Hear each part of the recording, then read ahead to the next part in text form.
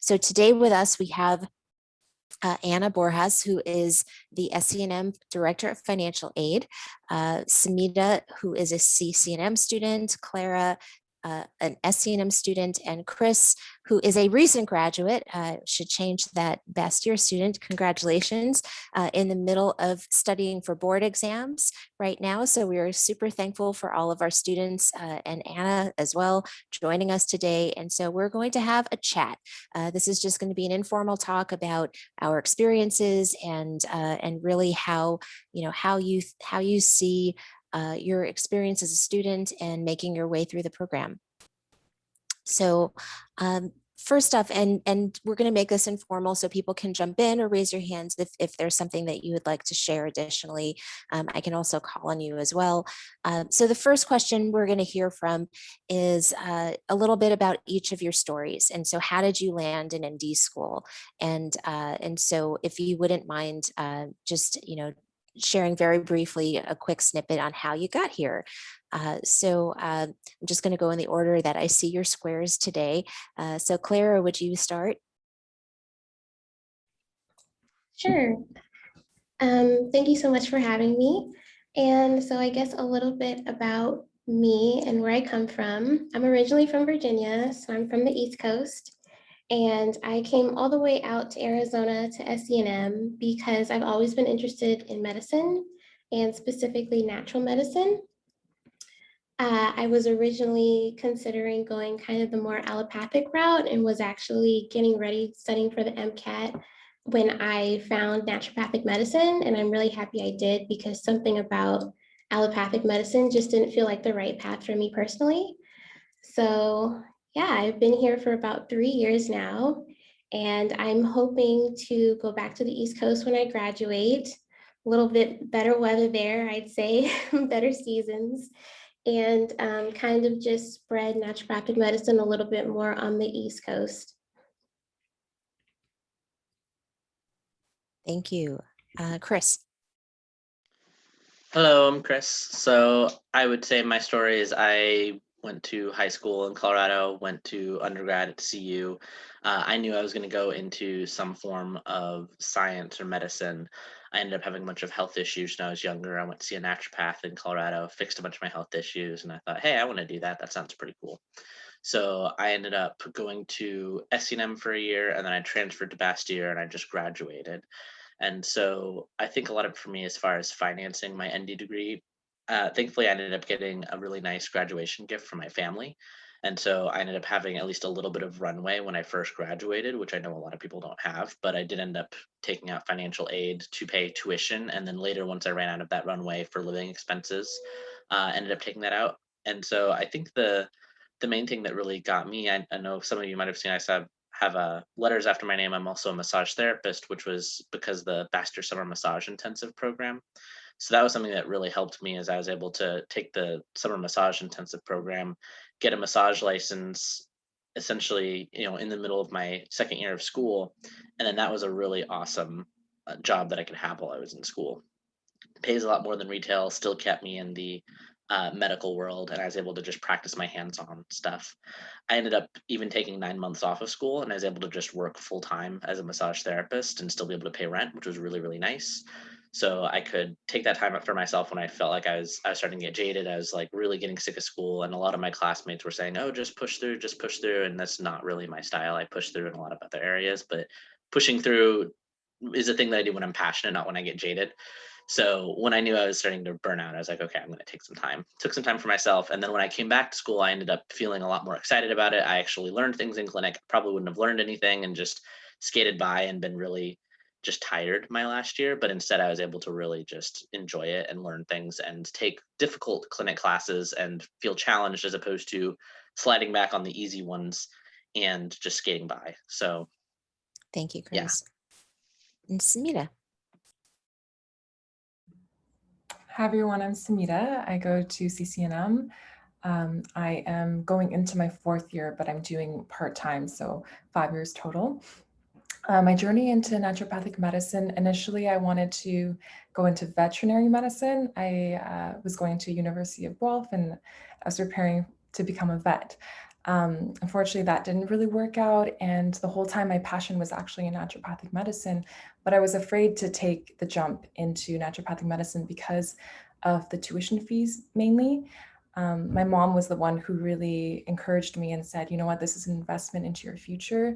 And I can tell that this is what you enjoy more than anything else. And personally, naturopathic medicine has helped me a lot with PCOS, polycystic ovarian syndrome, which is a condition I live with.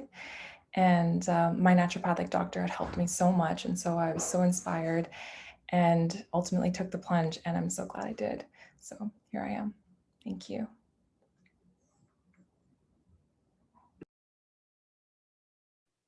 Okay, so the first question we have is, what was the most valuable thing to you in considering and financing your ND degree? And we can go through the same order again. So starting with Clara. I think the most important thing that I considered in financing my ND degree was picking, making sure that the jobs that I was doing were going to support me in multiple ways, so not just financially. So one of the ways that I help finance myself is by doing a lot of federal work study positions. Then I'm also a rep for FullScript, which is kind of a big internet supplement kind of company, and it has a lot of quality supplement brands and things like that for their patients. And so I wanted to make sure that the positions that I was taking on weren't, one, going to detract too much from school, but were, two, also going to help me in other ways. So for federal work study, I also do research, which is something I'm kind of interested in going in as a career too. So I wanted to make sure that was there. And my other positions as a teaching assistant also help support my education, kind of solidify some of those concepts that we can forget as we go throughout the program. And the one that I work for with the supplement company also sets me up to have some career options in the future too, as well as learn about the industry from a different perspective. So that was one of the things I really wanted to make sure, if I was going to take on something else, that it was going to support me kind of as a career professional. Okay, thank you, Chris. I would say the number one thing I considered with financing my degree was doing things that I liked. Like I didn't just take jobs that paid the bills because, just to do it. I tried to make sure they were at least applicable to what I was doing. So federal work study is great because a lot of the times it is applicable just in terms of you can do things like multitasking, like tutoring and being like, hey, I'm going to tutor in this subject that I already took and did well in, and then I'm reviewing for boards at the same time. Yay, win-win. I also get paid to do it. So I like doing a lot of just efficiency with making sure I'm making money and getting paid to do things that are not just getting paid to do them, but I'm getting paid to do things that also help me in other areas of my life. Good philosophy. Samita. Going into the naturopathic program, I did at first have a job with Sage Natural Wellness, and I really enjoyed it. But soon enough, I found out that the workload was just too intense. So I did, at the time, I did have a bit saved up from before, so I was using that, and then I also applied for OSAP, which if you're going to CCNM, you live in Ontario, you'd be able to apply for. And that helped a lot with tuition. And the other aspect was getting a line of credit from my bank, so it was RBC. But it wasn't until I went part-time that I really decided to put more time and attention into my YouTube channel. So I was able to put out videos, ASMR videos every week. And my intention going in wasn't really to earn money, but was kind of like Clara and Chris had said, really just doing what I'm passionate about and using it as a creative outlet for what I've already been working on in school. So physical exam skills, TCM, everything that we're learning, I used it and I created videos out of it. And sure enough, people were watching, and my YouTube channel grew and grew. And eventually now I'm able to make a pretty good income from it. So this definitely wasn't my plan going into ND school for it to support my income, but I'm really, really grateful that I'm able to live comfortably and have my tuition paid through this YouTube channel. Thank you. Thank you. So, oftentimes when I talk to future ND students, people considering this as a career, uh, I always counsel a few key points on, think about this as an investment. And I think someone said that earlier. And how do you set yourself up for success? What are some of the types of things that you all are doing to, and I know Chris, you're in board mode right now and soon to be practice mode. So what are some of the tips that you have that you are putting into practice right now to hopefully set yourself up for success as a graduate? Clara, you want to kick it off? Sure.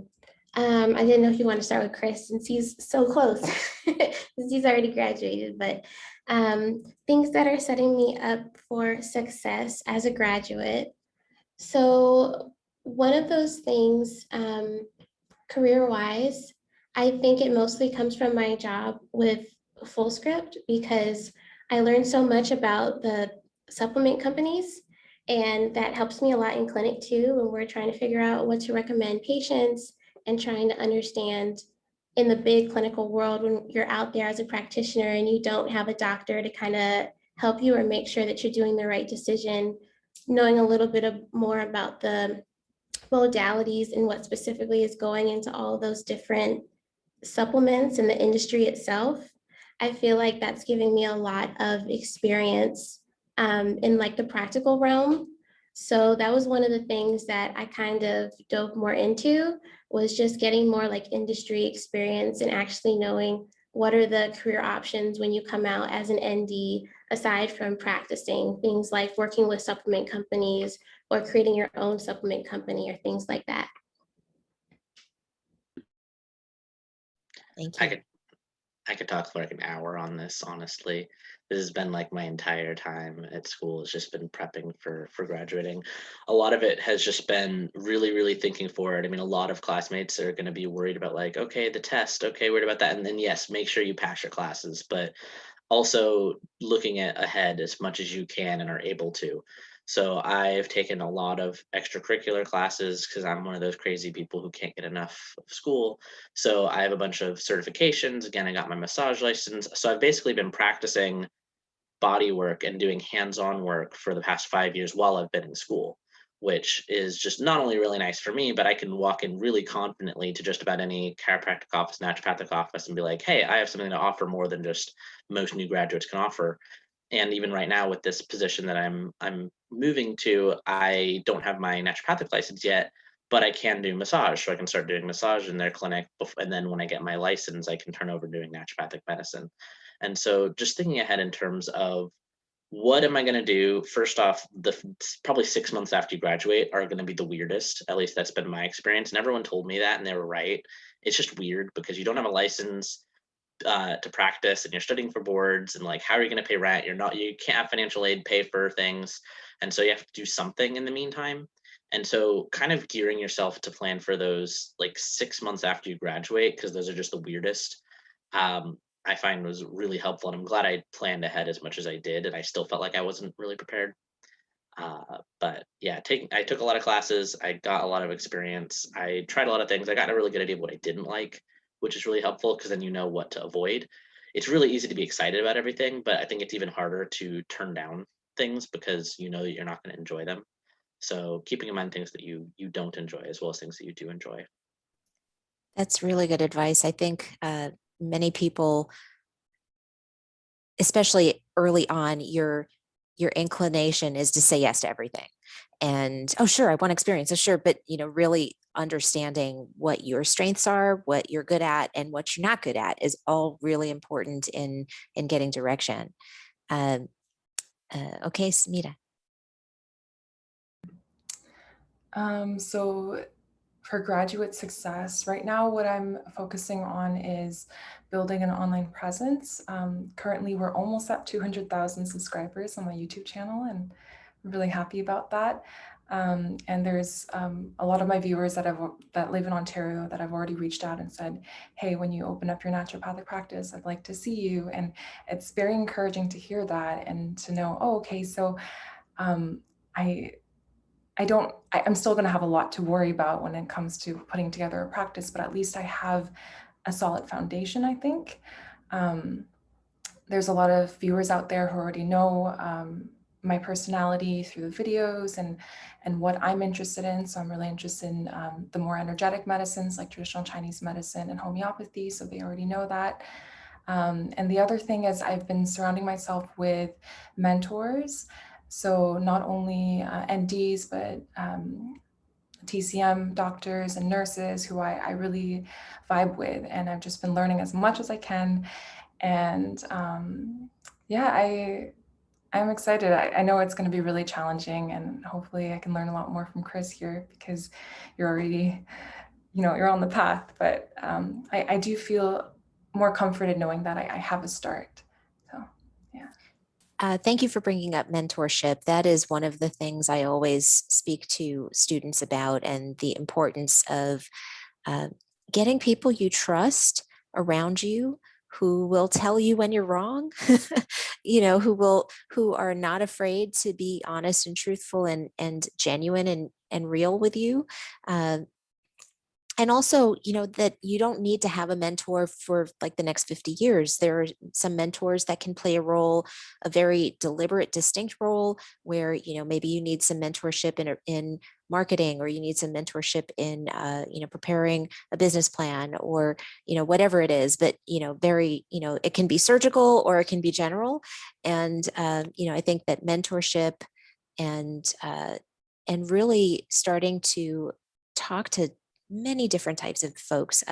Someone earlier, I'm forgetting who it was earlier, talked about the different ways of being a naturopathic doctor and all of the different ways that you can show up in this profession, whether it's administrative or teaching or research or clinical care, and all of the different ways that clinical care can be expressed.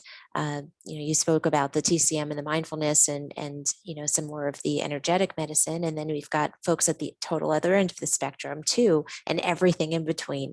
And I think it's a beautiful thing about the medicine, but it can be overwhelming for some. So, really just making sure that you're looking into all of the different ways that you want to show up in this profession, and that you want it to show up in you and your work.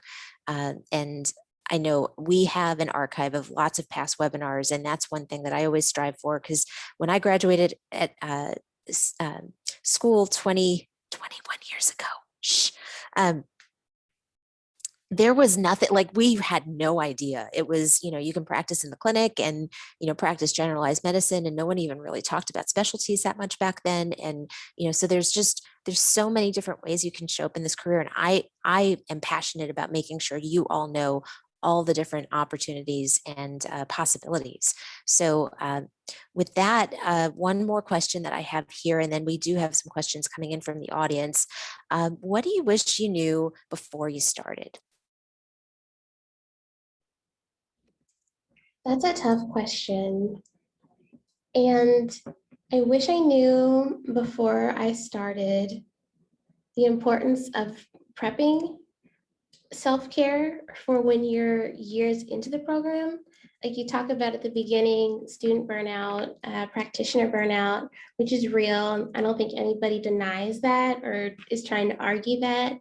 But what that looks like kind of cumulatively, 1 year in versus 2 years in versus 3 years in. So I think it would have been nicer to know to kind of plan ahead for your self-care and maybe have a self-care routine to take care of yourself along the way, because you put so much into this program. It's such a complicated program, regardless of where you go. And then you put so much into your patients. You got to make sure you're kind of, refilling your own tank.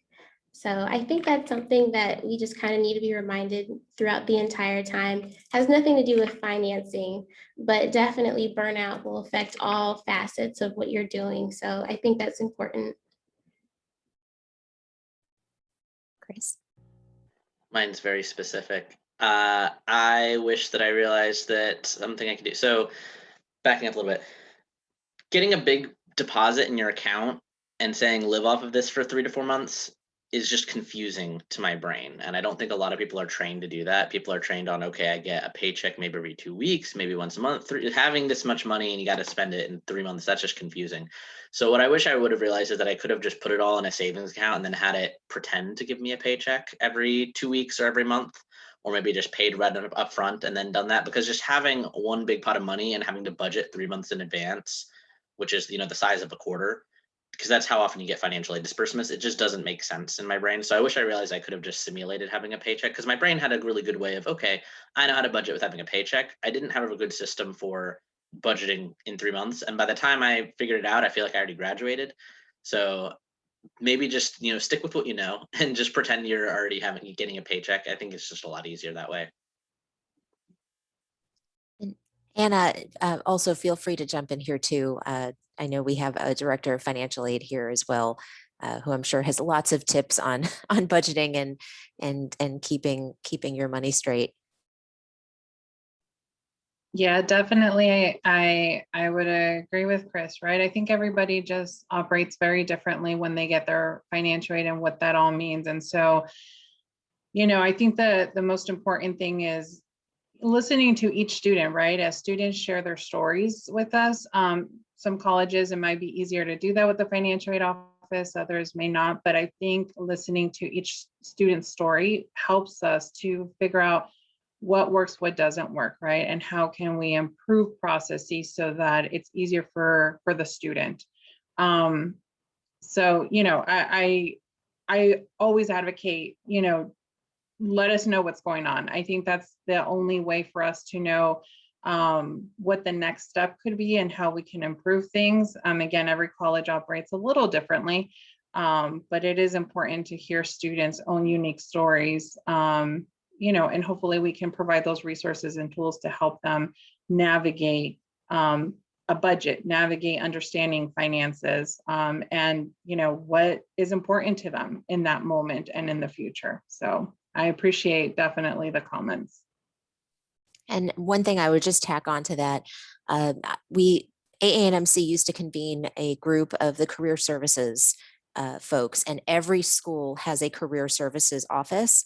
And one of the I don't want to say complaints, but one of the concerns that the career services folks bring is that often many students, not all students, but many students wait until the last few months of school to make a visit to the career services department. And, oh, I need a resume. Oh, I need, like, all of a sudden there's a quick scramble for, getting your professional presence going.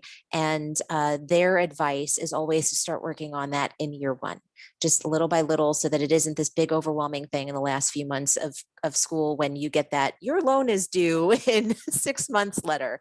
So really just making sure that you're being proactive about all of that and using the school's resources, using the financial aid folks, using the career services folks, using the tools that you have there. So I'll stop talking now.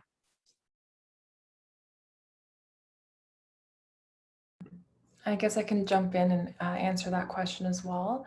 So what I wish I knew before getting started, I would kind of echo what Clara was saying about the self-care routine. I did actually go into the program not really understanding how intense of a workload it was going to be, but on top of that, it's this, for me, and I'm sure for a lot of other students, it's a huge transformation spiritually.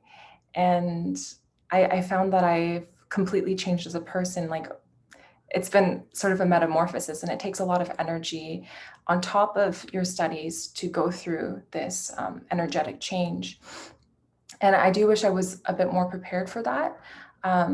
But so my first year, I decided to do full time.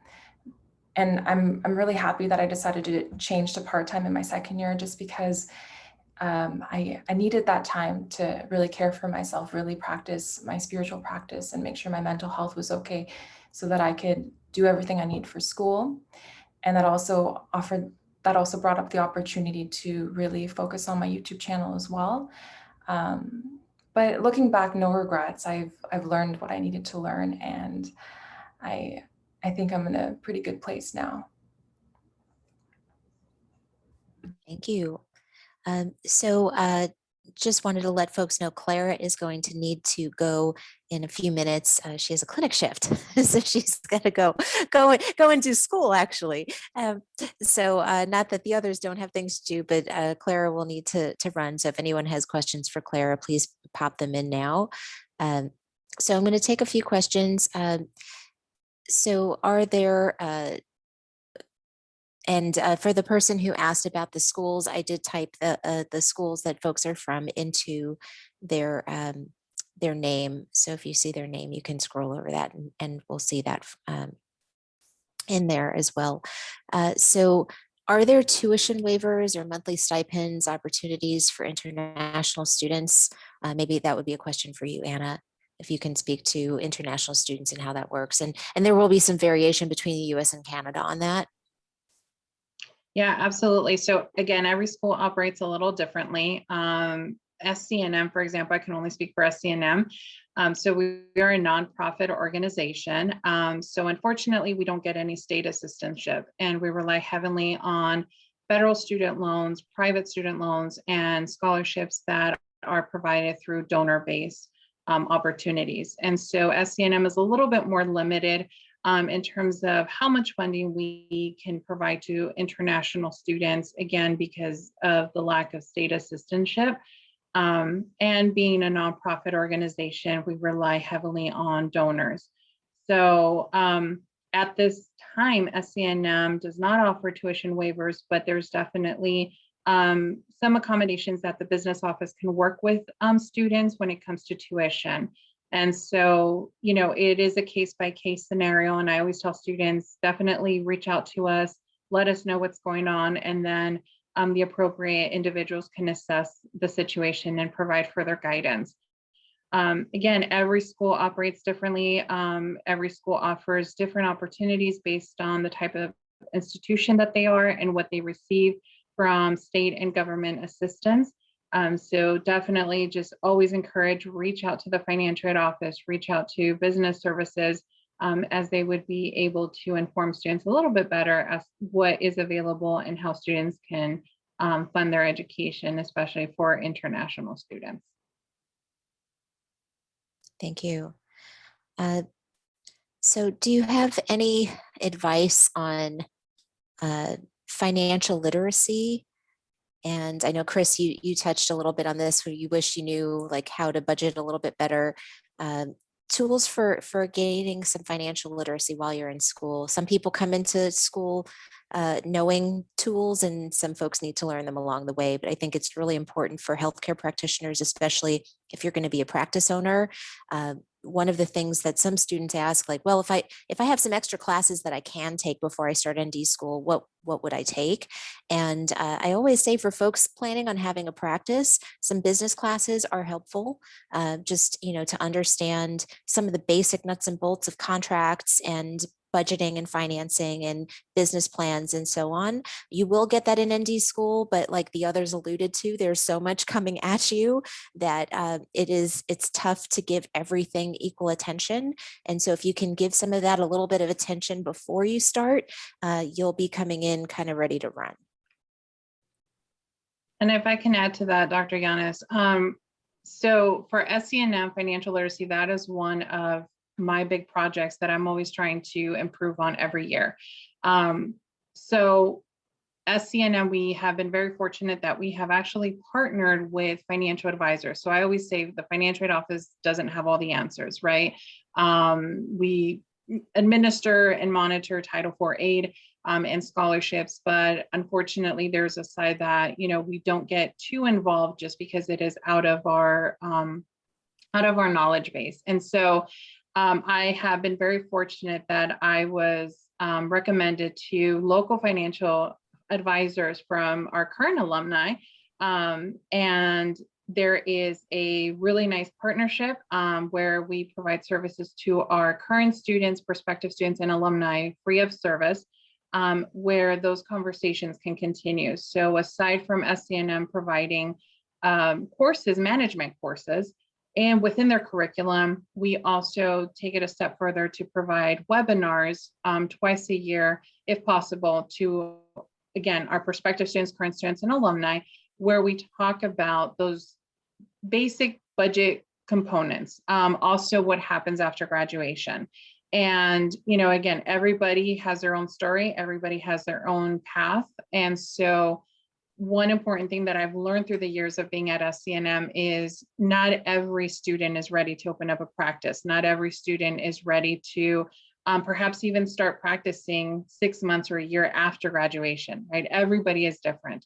And so the nice thing is, as we have these conversations with our students and they meet with financial advisors, really tailoring their finances to ensure that it works for them and makes sense for them. And it's really helping them just plan ahead from a financial standpoint. So I encourage students, if your school, offers additional resources outside of the financial aid office, take advantage of them, because it really does help students to kind of get a bigger perspective and bigger assistance of what they're trying to do. Unfortunately, not every person has all the answers. So reason why it's just important, at least for us from a financial aid standpoint, to provide external resources to help students. Oops. Thank you for that answer. Oops. Let's see here. What happened with the recording there? I'm going to have to head out, but I just wanted to say thank you all so much for having me. And if I didn't answer anyone's question, please feel free to use my contact information, and I'd be happy to talk to anybody further about anything else you guys would like to know. Thank you all so much. Thank you, Clara. Bye. Thank you so much. So there's a question here, and I think everyone is just trying to kind of put all the pieces together in regard to loan forgiveness like programs. And I know that there are loan forgiveness programs both regionally through Indian Health Services, through the federal public service loan forgiveness program. I don't know if Chris or Samita, if either of you have plans on applying to that, or if Anna, you'd like to speak to that a bit.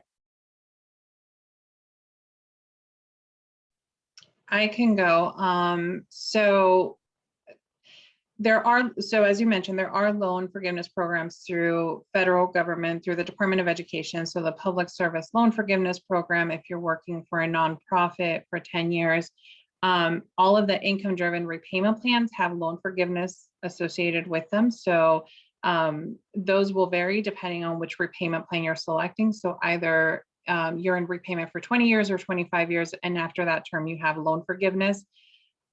There could also be state-specific loan forgiveness programs. So that, again, would be a matter of the borrower seeking into their own state to determine what environment they're going to be working in, and determining if there's something that will offer them forgiveness through their state. Now, the state forgiveness many times will forgive a portion of the federal student loans after working for a specific number of years in that field. Department of Education will forgive 100% of whatever it remains after the borrower has fulfilled their term. So you definitely want to read the fine print, understand these loan forgiveness programs, what your responsibility is as a borrower, and then, of course, in what period of time will these loans be forgiven, and how much of that. So any requirements that you're having to do every year in order to confirm your employment, make sure you understand those terms. And at least for our alumni, I always encourage them, just reach out back to us so that we can keep them updated with any Department of Education updates. So just ask questions. Again, reaching out to the financial aid office, they would have a little bit more information to provide. Thank you so much. So one question. So Keisha, I see you have a few questions in here. One of them is in regard to working while you're a student. And I think Chris and Samita, if you could share, I know Samita, you said you went part-time so that you could have more time for self-care. And Chris, you also said you took a little bit of time off as well. So maybe if you can both speak to that. I know I worked for my freshman year, my first year one of naturopathic school, and then did like a tiny bit later on. So I can add my experience as well, but it's 20 years old. So I'd love to hear from these folks.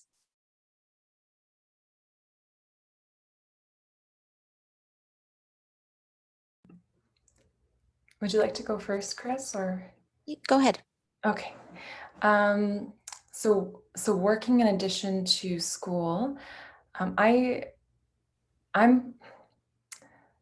really happy that for me, my work is it's intertwined with school, because I would, for example, learn how to do an eye exam at school, and then I would use that information and kind of review that, but also make a video.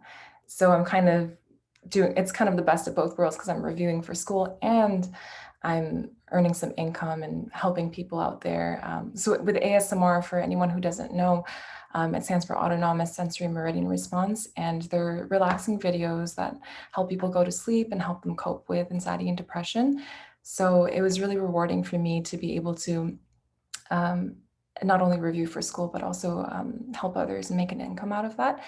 So in a way, it actually saved time in that sense, because I didn't have to practice too much on top of what I was already doing for YouTube.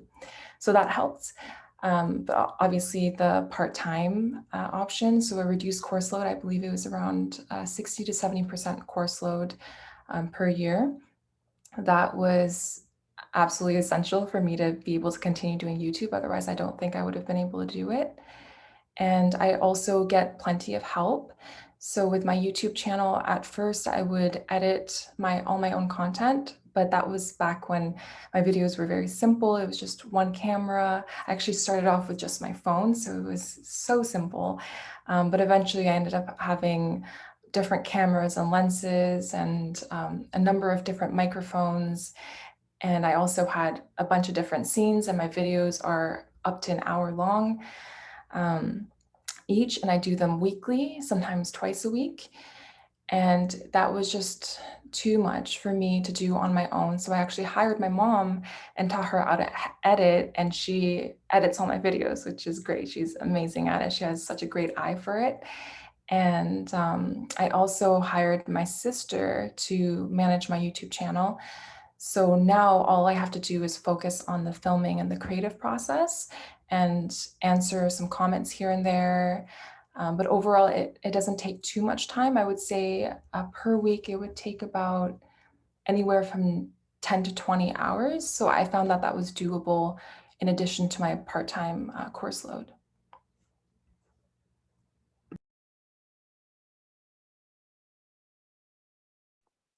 Chris, do you want to share? And what was the question? I've been in the comments typing stuff. Just how balancing work and school, if you want to comment, otherwise I can. Oh, yeah. This is something where people just say I'm crazy and my advice doesn't apply to them a lot of the time. To be perfectly honest, I tend to go pretty hard. I just really enjoy doing a lot of things all the time. And everyone said, how do you do all these things? And a lot of what I do is I go really hard when I'm out of the house, and then when in the house, I relax really hard. So I have a tendency to do a lot of schoolwork out of the house. And so I would study while I'm out of the house. I would study on campus and do as much of my work out of the house as possible. I had up to 3 federal work study jobs at one point. I did massage for a while. For me, I just like doing a lot of different things. And so by doing different things, for me, the variety made it feel less like work. And I didn't really do anything that felt like work, if that makes sense. Like as soon as it started feeling like work, I would decrease it or quit it. And so I had a lot of fluidity to what I would do. And so I never really felt obligated to do things. And I try to keep my life that way in general.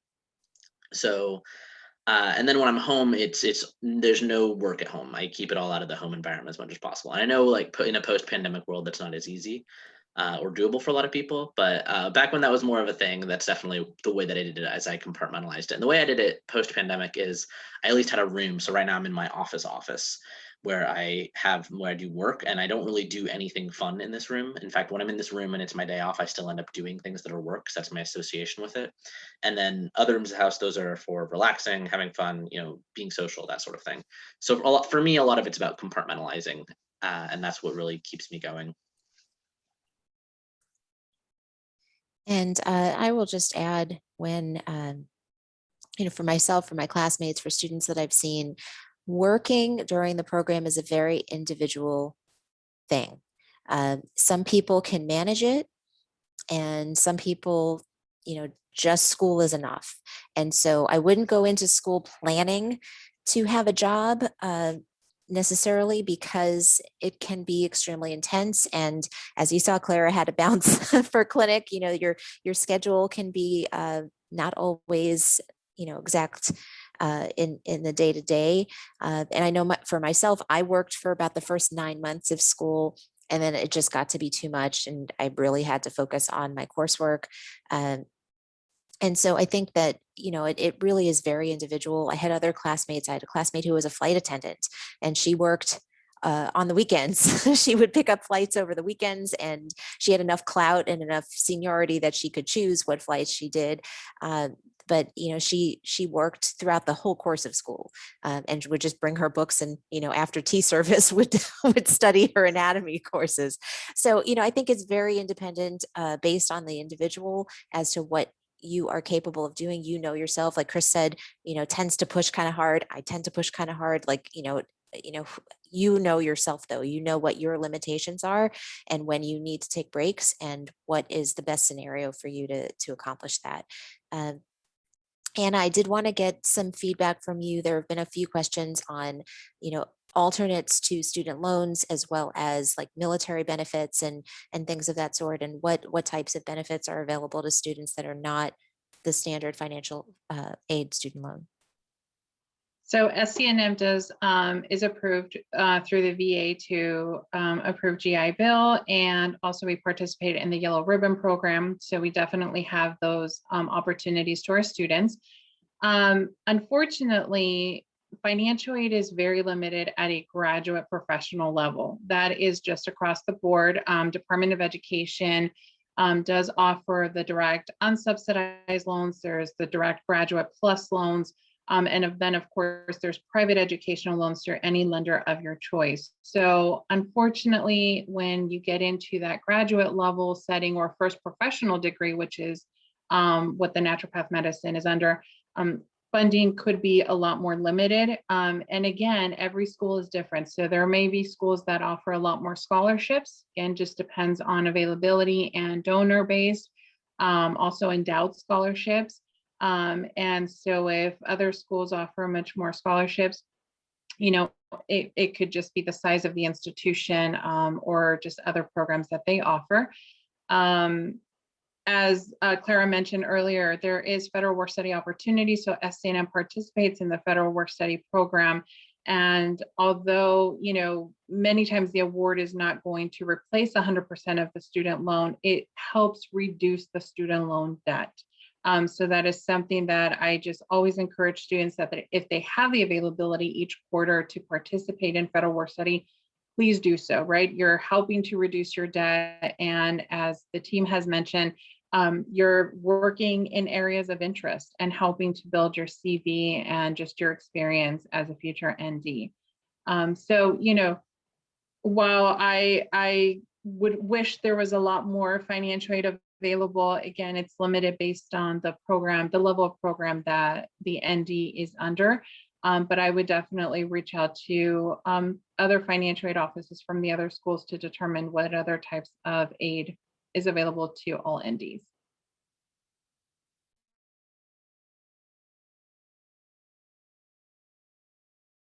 I was muted. So I think we're coming up to an end with our questions here. And so I just wanted to thank the three of you. Oh, there was one that just came in. For those getting a second doctorate, will the government provide additional loans? So there is a lifetime cap on student loans. I don't know if you just want to mention that briefly. Yeah, that is a great question. And that's definitely something we do answer quite often. So even though the direct staffer loans have an aggregate loan limit, so for the first professional degrees, it is $224,000. That is the maximum students can borrow in direct staffer loans.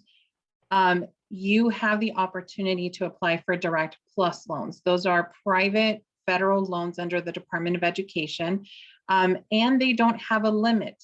So there's no annual or aggregate loan limits. However, their limit is based on the institution's cost of attendance. So that is the maximum you would be able to borrow. So depending what the cost of attendance is at each school, that is how much they will allow you to borrow in direct plus loans. But because they don't have a federal limit, you can borrow ongoing for as many degrees as you wish to borrow.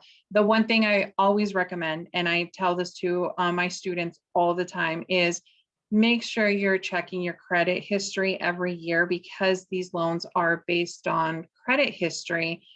You want to make sure that you're going to be eligible every year to borrow this type of aid. So just take care of your credit, make sure you're reviewing your credit history, that there's no adverse credit history.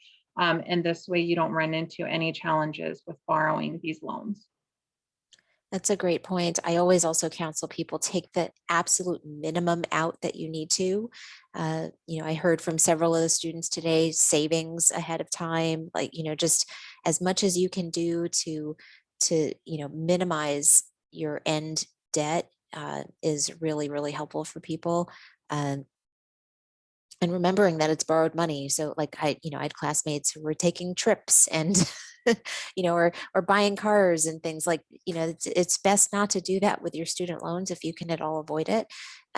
So, I recognize life happens, but I think that is, so federal loans do have interest. The interest rates vary, and depending on the loan, they can start to accrue interest while you're in school. So, Anna. Yeah, so interest is accruing. I will say that currently, because of COVID, so all federal student loans have a freeze on the interest until September 30th, and that occurred starting March 13, 2020. So the interest has not been accruing since then. I'm crossing my fingers that the Department of Ed will extend that, but we're yet to hear from them. And definitely I support that.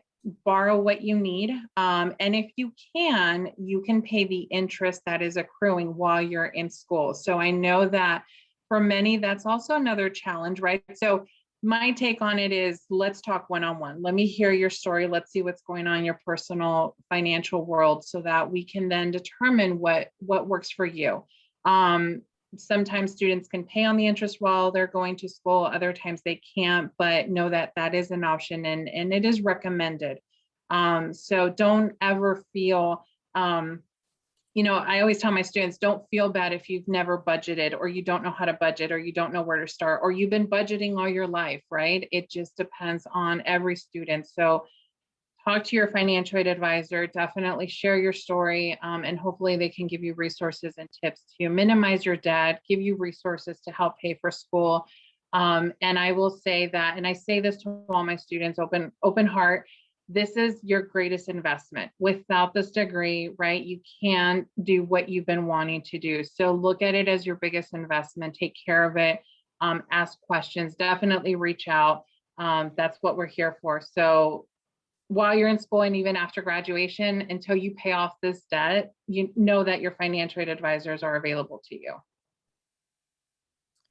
Well, thank you all for coming today. We are going to wrap up today's webinar, and the recording will be available for folks hopefully later today, tomorrow. But really appreciate you all coming. I'll stay on the line for a little bit if folks have final wrap-up questions. But before we end, I just wanted to provide a quick update or plug on our next events. So next month, we are featuring Dr. Jajara Sims talking about skin, on everything skin. And then the following month, we'll have past AANMC president, Dr. Fraser Smith, who is the Dean of Naturopathic Medicine at NUHS, and he's going to be talking about keys to aging healthfully. So, and we do these every month, and we have an archive of past events as well. So feel free to jumble through those and see if there's something that interests you. So with that, I honor you all three for coming and taking time with us today. I'm so very thankful for you sharing your stories and helping students along their path on something that can sometimes be anxiety producing. So I really do appreciate you all taking some time here and helping hopefully the next generation of NDs not be so anxious about this topic. Thank you, Dr. Yanis. Thank you. Thank you so much, everyone. Thank you.